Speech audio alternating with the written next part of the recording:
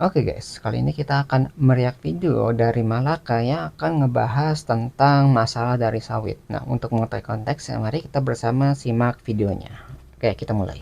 Belakangan ini di mana-mana banyak sekali pembicaraan mengenai sawit. Bahwa sawit ini adalah Sawit Oke, tanam bahas tentang kelapa sawit. And it seems like nothing sounds good about it. Industri sawit bikin banyak lahan jadi lahan sawit, termasuk hutan-hutan dibuka untuk menjadi perkebunan sawit. Dan ketika hutan semakin habis, bencana pun nggak terhindarkan. Wacana terbarunya, Papua juga mau disulap jadi pulau sawit. Jadi kayak alih fungsi yang awalnya hutan, yang bisa menahan tadi ya, mungkin hujan lebat, yang bisa mencegah longsor, yang akhirnya diubah menjadi sawit, yang akarnya itu akar serabut, yang kurang kuat ketika ada hujan yang sangat lebat. Jadi bisa meningkatkan potensi seperti longsor ya.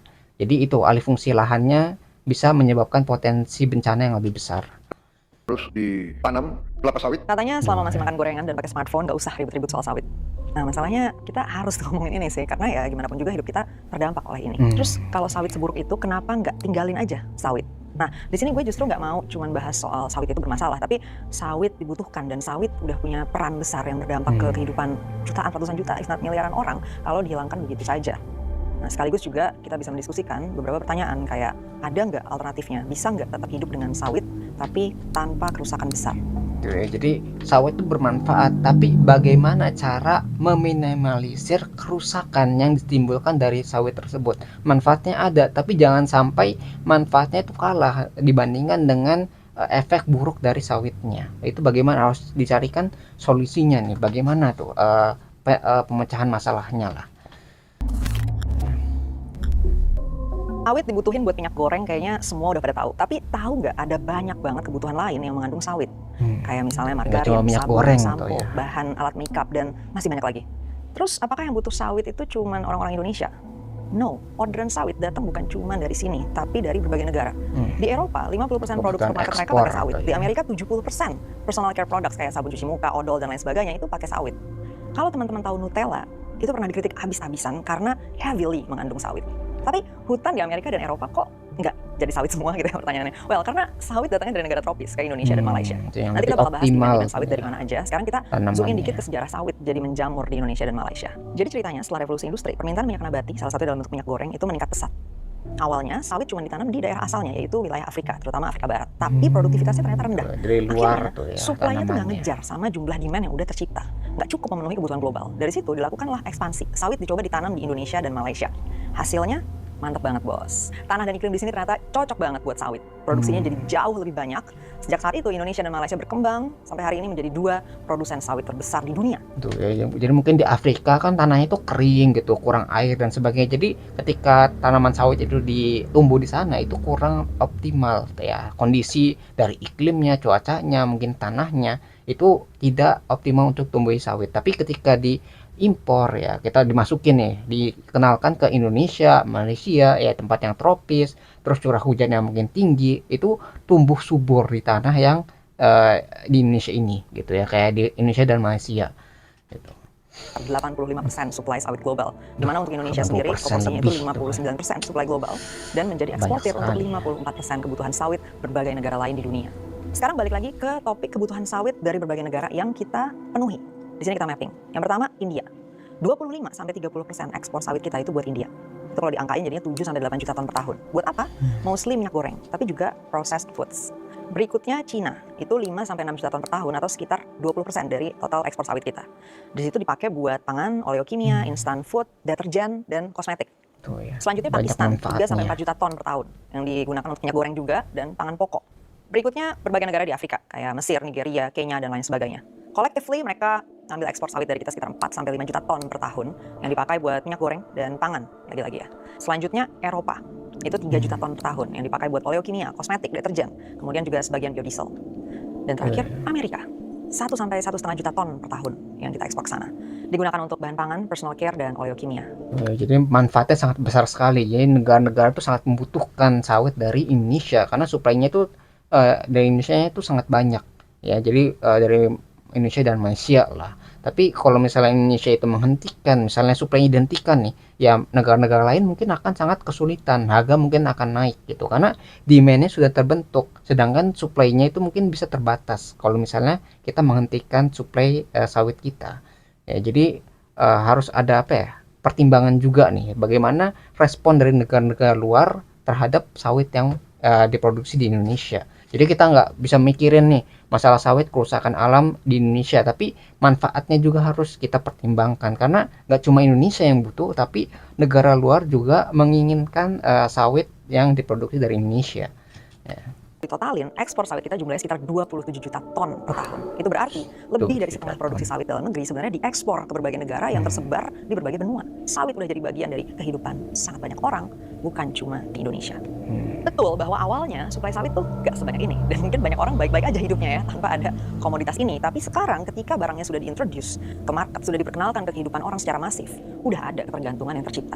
Nah, nanti kita akan coba bahas ide-ide sawit baik gitu. Itu ya. Jadi kayak ketika udah dikenalkan ternyata wah ini aplikasi bagus nih, bisa untuk masak, bisa untuk buat tadi ya produk kosmetik, buat sabun dan sebagainya. Jadi manfaatnya sangat besar sekali sawitnya. Jadi ketika mungkin sawit dihilangkan, orang akan kesulitan untuk mencari pengganti dari sawit gitu. Kayak misalnya kita udah dikenalkan HP gitu ya, dengan kemudahan HP itu kita akan mudah untuk mengakses informasi, untuk berkomunikasi dan sebagainya. Ketika HP itu hilang gitu kan, itu kita akan kesulitan. Yang dulu mungkin orang zaman dulu yang sebelum tahun 2000 itu nggak pernah itu mengenal namanya HP smartphone, tapi setelah dikenalkan smartphone gitu ya dari tahun 2008 lah itu sampai seterusnya. Sekarang ketika smartphone itu dihilangkan atau mungkin kita nggak bisa megang smartphone, itu kita akan kesulitan di dunia yang modern gitu. Jadi setelah dikenalkan kita akan ketergantungan, muncul ketergantungan dari barang tersebut. Produksi sawit tapi lebih aman dan sehat buat lingkungan. Tapi sebelum ke sana, mungkin sebagian dari kita belum terekspos ke penjelasan sawit buruk. Jadi gue mau ulas sedikit secara singkat aja masalah-masalah dari adanya komoditas ini dalam skala sebesar yang berjalan sekarang.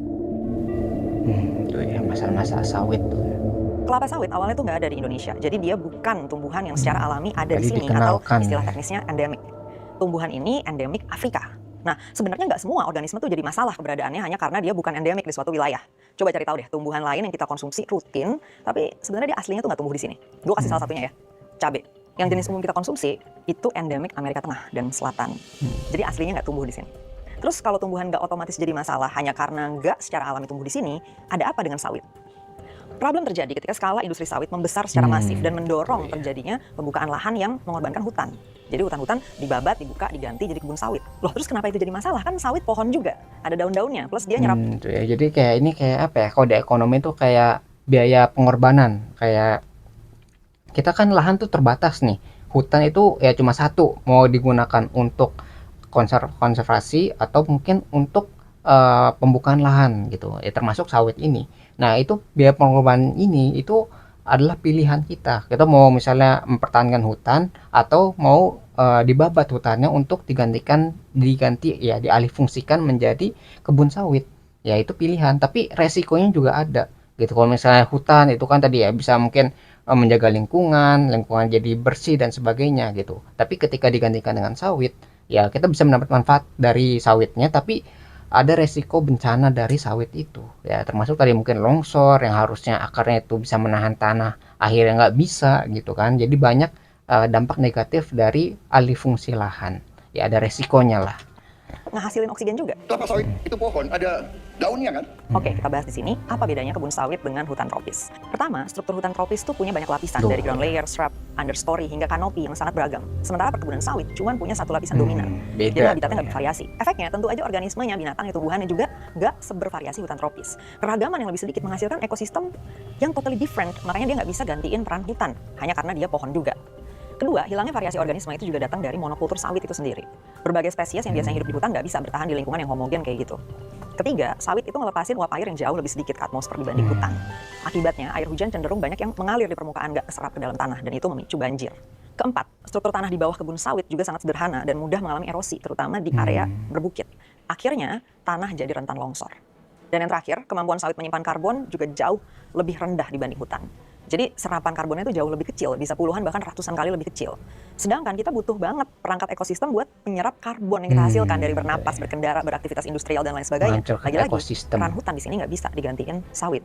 Tuh, jadi kayak opportunity cost lah, biaya pengorbanan dari kebun sawit Itu kita bisa mendapatkan dari manfaat dari sawit, tapi ada yang dikorbankan dari tanah tersebut. Yang awalnya hutan tadi bisa menjaga ekosistem untuk apa ya, memperbaiki lingkungan, ya tempat hewan-hewan tuh hidup. Ya, jadi banyak manfaat dari hutan itu yang tergantikan atau hilang ketika dialihfungsikan menjadi kebun sawit.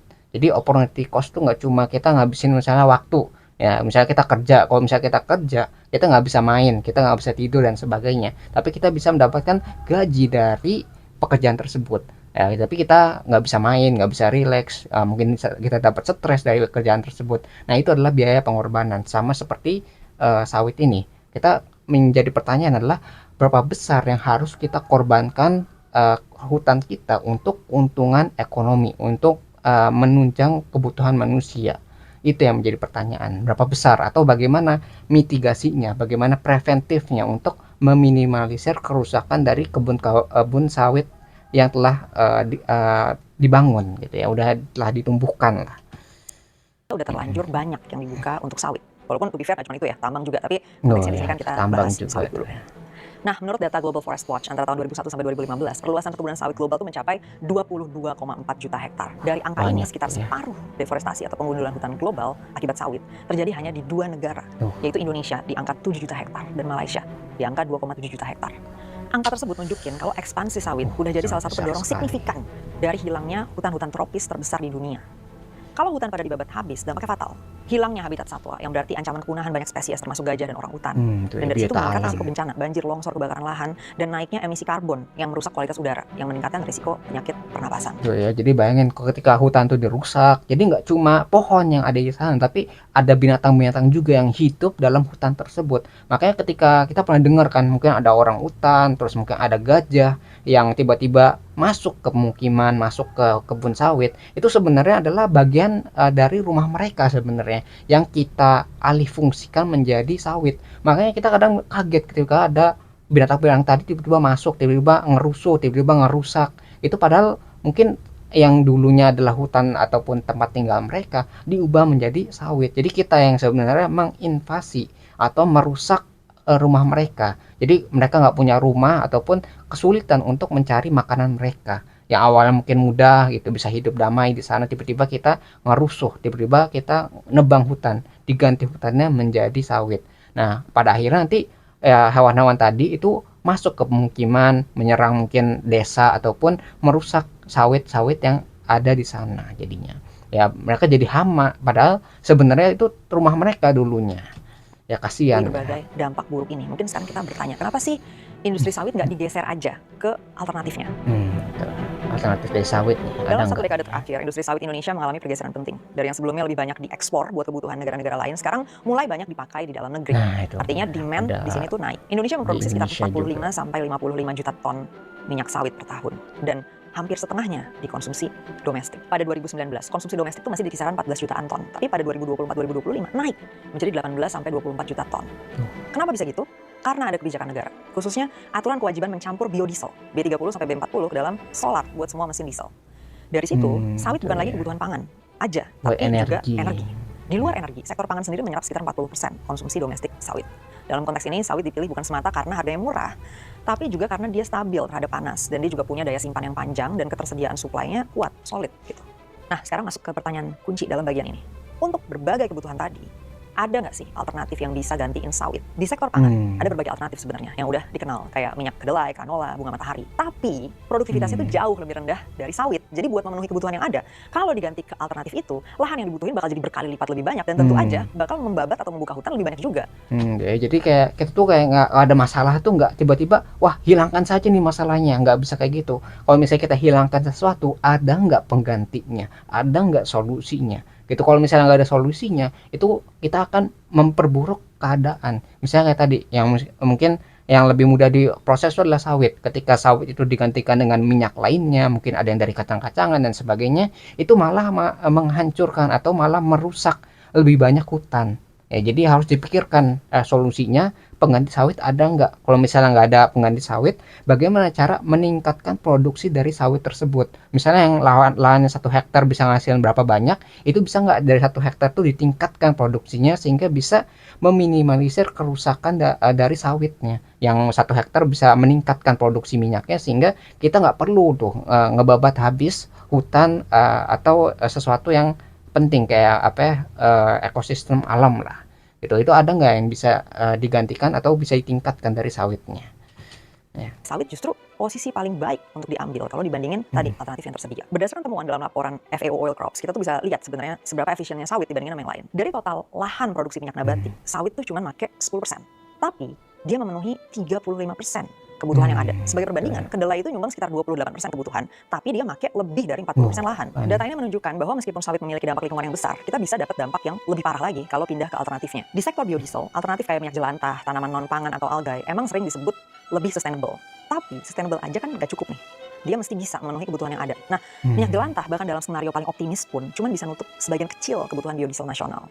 Tanaman non-pangan kayak nyamplung emang pernah diuji coba, tapi ternyata di lapangan sulit berkembang, produksinya nggak stabil, akhirnya dia butuh subsidi gede, dan dari sisi petani ya jadi kalah menarik dibanding sawit, karena pasarnya udah jelas dan infrastrukturnya udah lengkap. Sulit juga ya kalau kita berekspektasi untuk orang-orang mau mengolah sesuatu cuman buat ujung-ujungnya rugi.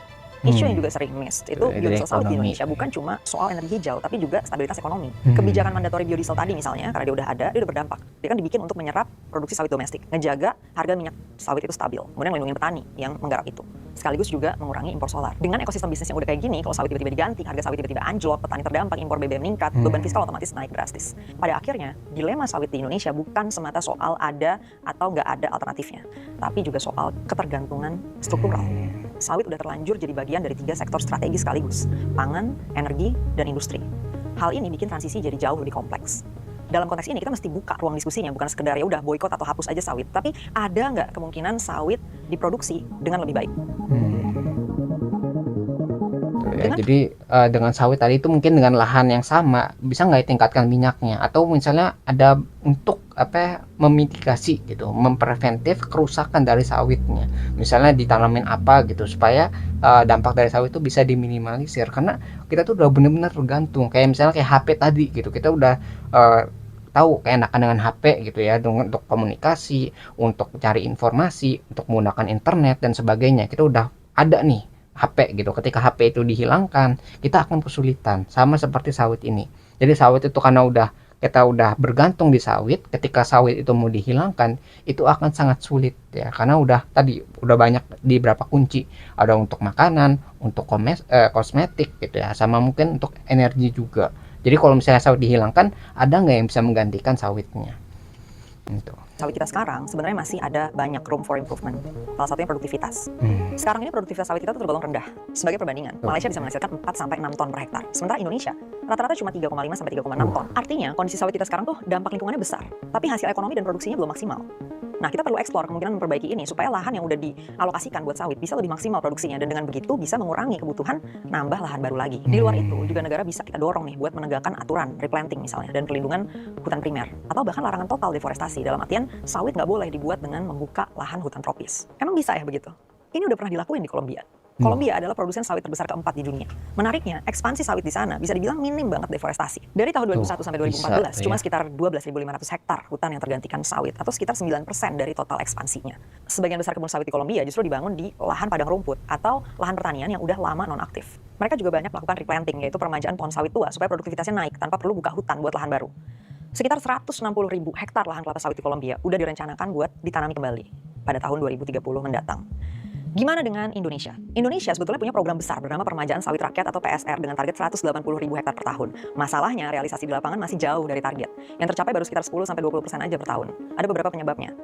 Salah satunya petani kecil yang menguasai sekitar 40% produksi sawit nasional banyak yang enggan ikut program ini. Karena mereka memang harus menanggung beban nih, harus kehilangan penghasilan selama 3-4 tahun masa tunggu sampai sawitnya kembali berbuah.